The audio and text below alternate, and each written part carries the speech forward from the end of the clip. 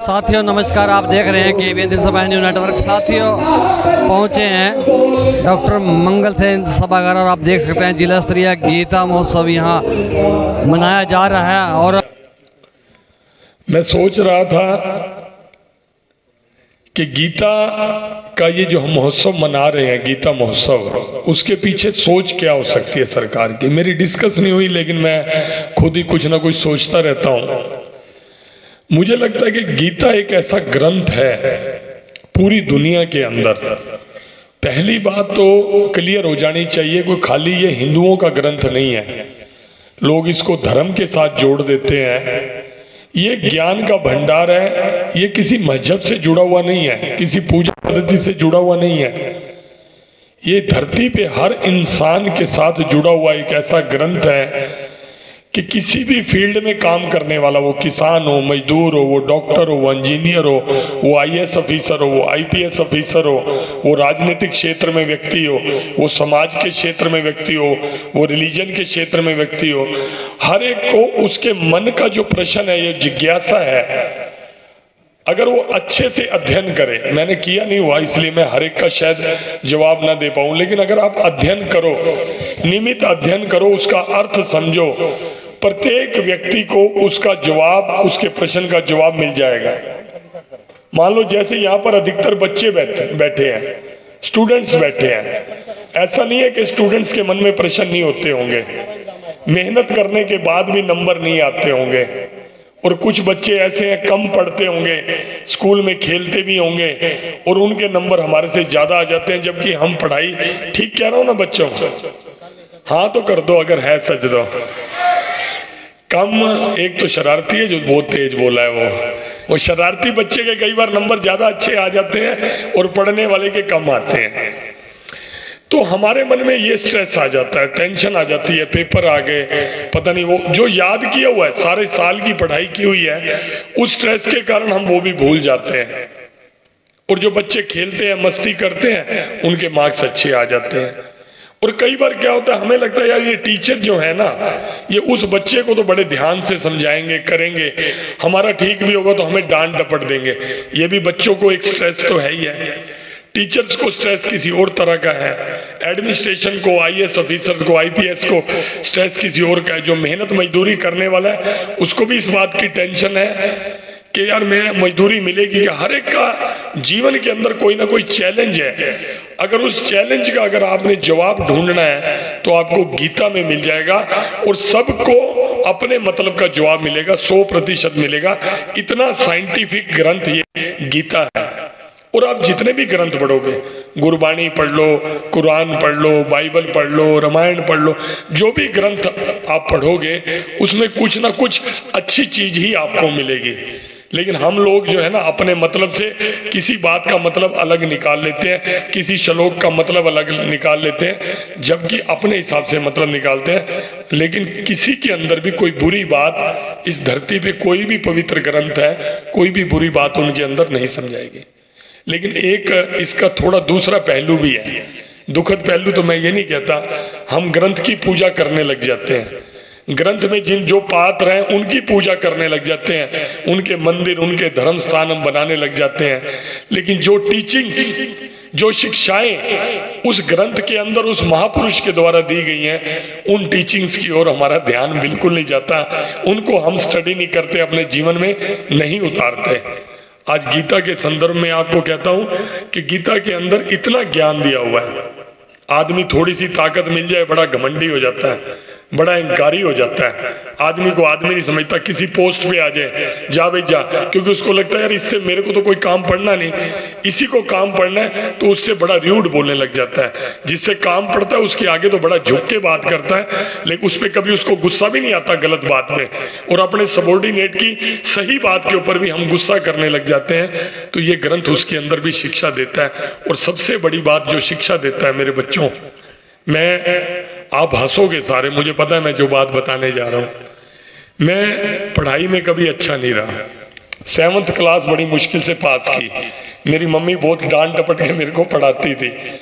9th class फिर मुश्किल से पास की, 10th में थोड़ी मेहनत करी, 8th में मेहनत करी तो नंबर ठीक आ गया, 11th में मैं फेल हो गया। फिर मैंने साइंस से सब्जेक्ट कॉमर्स में कर लिए। कॉमर्स में एक साल पास हुआ, अगले साल फिर फेल हो गया। बड़ी मुश्किल से मेरी ग्रेजुएशन हुई। तो ऐसे समय में क्या होता है, स्टूडेंट्स के अंदर निराशा आती है। मैं कोई एनकरेज नहीं कर रहा, फेल होने को एनकरेज नहीं कर रहा, लेकिन कई बार क्या होता है कि एजुकेशन के फील्ड में आदमी अच्छा नहीं चलता। कोई बच्चा स्पोर्ट्स के फील्ड में चला जाता है, कोई आर्टिस्ट अच्छा बन जाता है, कोई कलाकार अच्छा बन जाता है, कोई काम बिजनेस करने वाला व्यापारी बहुत अच्छा बन जाता है। तो कभी भी कोई दरवाजा बंद नहीं होता। ये गीता हमें कहती है कि जीवन में जो निराशा आपके जीवन में आ जाए, उस निराशा को अपने पल्ले बांध के जीवन में स्ट्रेस में टेंशन में खत्म नहीं करना। आप अपनी पसंद का फील्ड चुन के उस फील्ड के अंदर अपना 100% आप दोगे, 100%। मैं ये नहीं कहता कि पढ़ने वाले से ज्यादा, पढ़ने वाले से भी ज्यादा सफल जीवन मैं इसलिए कह रहा हूं कि ज्यादा पढ़ लिख कर आप IAS IPS बन गए, बहुत बड़े डॉक्टर इंजीनियर बन गए, तो सफल जीवन की गारंटी नहीं है। आज मैं ऐसे परिवारों के बीच में भी बैठता हूं, सब कुछ होते हुए, सफल बिजनेसमैन होते हुए भी आज उनके घर में शांति नहीं है।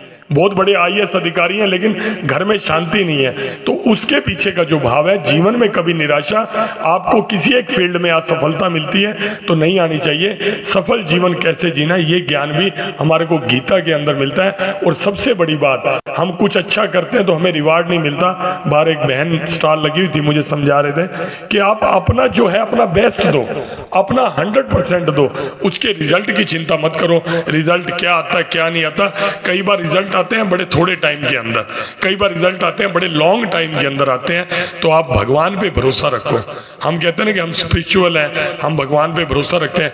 पूजा जाकर आप मंदिर में करोगे नहीं करोगे, धर्म स्थान पे आप जाओगे नहीं जाओगे, लेकिन परमात्मा पे विश्वास जरूर रखो। आपका किया हुआ, आपका अच्छा किया हुआ खाली कभी नहीं जाएगा। मैं आज बच्चों को केवल और केवल यही मैसेज देना चाहता था, क्योंकि मुझे लगता है कि बच्चे सांस्कृतिक कार्यक्रम का आनंद उठा रहे हैं। मैं जिला प्रशासन से आग्रह करना चाहूंगा, माननीय DC साहब से, कि आप इस गीता महोत्सव को 3 दिन के अंदर अलग अलग पीरियड्स, जैसे क्लास में स्कूल में पीरियड्स लगते हैं, उसमें बांटो। एक आप डॉक्टर्स के लिए अलग सेमिनार रखो, क्योंकि उनकी जिज्ञासा अलग है, उनके प्रश्न अलग है। आप जो आपके सरकारी अधिकारी हैं, उसमें एक से एक गीता से जुड़े हुए, जो जिन्होंने अध्ययन किया है, जिनको गीता का ज्ञान है, उसमें उनका क्वेश्चन आंसर टाइप, स्कूल के बच्चों का अलग अलग रखो, टीचर्स का अलग रखो। अगर 3 दिन में हमने महोत्सव मनाना ही है, 3 दिन हमने खर्चा करना ही, हमने हाल भी बुक कराया, पैसा भी खर्च होता है, तो उसका यूज मैक्सिमम हम जो टीचिंग्स हैं गीता की, ताकि समाज के अंदर अवेयरनेस पैदा हो।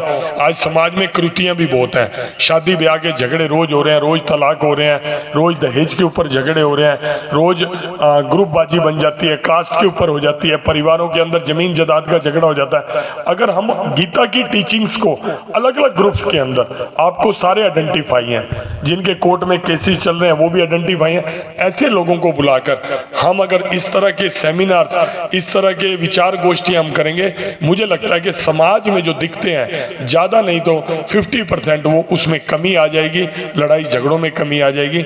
मेरा ये सुझाव था, अगर इंप्लीमेंट हो सके तो इसके ऊपर हम सारे समाज के लोग प्रयास करें। एक शोभा यात्रा में लोग इकट्ठे हो गए, ढोल नगाड़े बज गए, सांस्कृतिक कार्यक्रम में हो गए, लेकिन जो टीचिंग्स है गीता की या किसी और ग्रंथों की, उन टीचिंग्स को भी हम स्टडी करके, उनके ऊपर चर्चा करके, उनका जो करक्स है, उनका जो सत्य है, उनका जो तंत्र है, वो हम सब लोगों के आगे करना चाहिए। मैं आपको एक चीज और बच्चों को बताना चाहूंगा, शेयर करना चाहूंगा। ज्यादा टाइम तो नहीं लिया डिसम, मेरा इतना 5-7 मिनट था, 10 मिनट था, मुझे नहीं पता था, मेरे पास टाइम टेबल नहीं आया। तो मैं एक बात कहना चाहूंगा, कई बार हम स्टूडेंट्स हैं, मैं छोटा था तो लो इनकम वाली फैमिली थी, मुझे लगता था मेरे साथ वाले जो बच्चे हैं उनके पास स्टडी टेबल है, टेबल लैंप है, और उनका लाइट कहीं नहीं जाती, उनका सब कुछ फैसिलिटी है, AC है। जो मेरे बराबर के बच्चे थे, और मुझे लगता था यार मेरे पास फैसिलिटी कम है, उनके पास स्कूटर है, मेरे पास साइकिल है। तो मैं अपने जीवन की सच्चाई बता रहा हूँ आपको, मैं इसके अंदर कोई मैनिपुलेशन नहीं है। तो मैं उन चीजों के साथ जोड़ लेता था, यार मेरे पास इसलिए नहीं, यार मैं कैसे इसके कंपटीशन दे पाऊंगा। लेकिन कभी भी इन चीजों का उनके साथ कोई संबंध नहीं है। वैसे तो चाणक्य ने कहा है कि छात्र जीवन में अगर आप अभाव देखते हो, आपको कमी देखते हो तो आप ज़्यादा सक्सेस होते हो। ये चाणक्य की कही हुई बात है, मैं अपनी तरफ से नहीं कह रहा। और दूसरी बात, जीवन में सफलता वाली बात, उसका रिसोर्सिस का कोई लेना देना नहीं है। मेरे सामने 3 संत हैं, मैं उनका उदाहरण देता हूँ। बाबा नानक, गुरु रविदास, संत कबीर। मैं उन तीनों का एग्जाम्पल दे रहा हूँ। गुरु रविदास अपने हाथ से काम करते थे, घर में जूते बनाते थे। आज उनके मुकाबले का, उनके समय का कोई राजा महाराजा किसी को याद है? संत कबीर भी उसी समय के थे, बाबा नानक भी उसी समय के थे। उनका जो संतों का नाम है, आज उनकी पूजा होती है। आज उनके हजारों करोड़ों लाखों करोड़ों फॉलोअर्स हैं, लेकिन वो कितने सिंपल परिवार से, कितने गरीब परिवार से थे। एक ज्ञान के कारण उनकी हाइट जो उस समय के राजा महाराजा थे उनसे कितनी ज्यादा होगी। इसलिए मैं अपने छोटे जो बच्चे बैठे हैं, स्टूडेंट्स बैठे हैं, अपने जीवन में जो लिमिटेशंस हैं, जो हमारी कमी है संसाधनों की, हमारे पास स्कूटर नहीं, मोटरसाइकिल नहीं, या अलग से स्टडी रूम नहीं, उन चीजों की कमी आपको कभी नुकसान नहीं देगी। आप लेकिन मेहनत करो, अपना 100% फोकस होकर, लेकिन फोकस होना पड़ेगा। आप किताब खोल के बैठे हो, ध्यान मोबाइल की ओर है।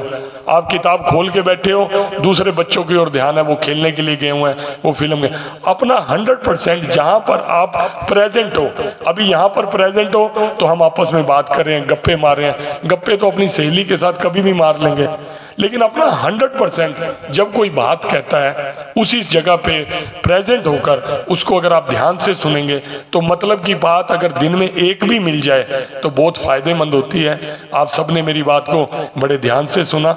मुझे उम्मीद नहीं थी कि इतना पिन ड्रॉप साइलेंस होगा। बच्चे तो, मैं इस उम्र में था तो शरारतें ही करते थे हम। आपने मेरी बात बड़े ध्यान से सुनी। आप सबका बहुत बहुत धन्यवाद।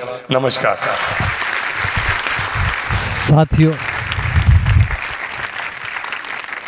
अभी आपने सुना संजय भाटिया, सांसद करनाल। आध्यात्मिक साथियों, जो संदेश बच्चों के लिए दिया है उसके लिए मैं पूरे इस पंडाल की तरफ गीता की शपथ लेता हूं कि जो भी कुछ कहूँगा सत्य कहूँगा। कुछ इसी तरह का जो स्पीच, इसी तरह का जो भाषण सांसद संजय भाटिया का रहा, दिल से उन्होंने बात रखी। उन्होंने अपनी एजुकेशन की बात भी की माननीय सांसद और इसके साथ साथ बहुत सी बातें उन्होंने जो है गीता को लेकर कही। साथियों, KBN 365 न्यूज़ नेटवर्क को लाइक करें, सब्सक्राइब करें, शेयर करें। साथी चमन लाल के साथ मैं धर्म सिंह।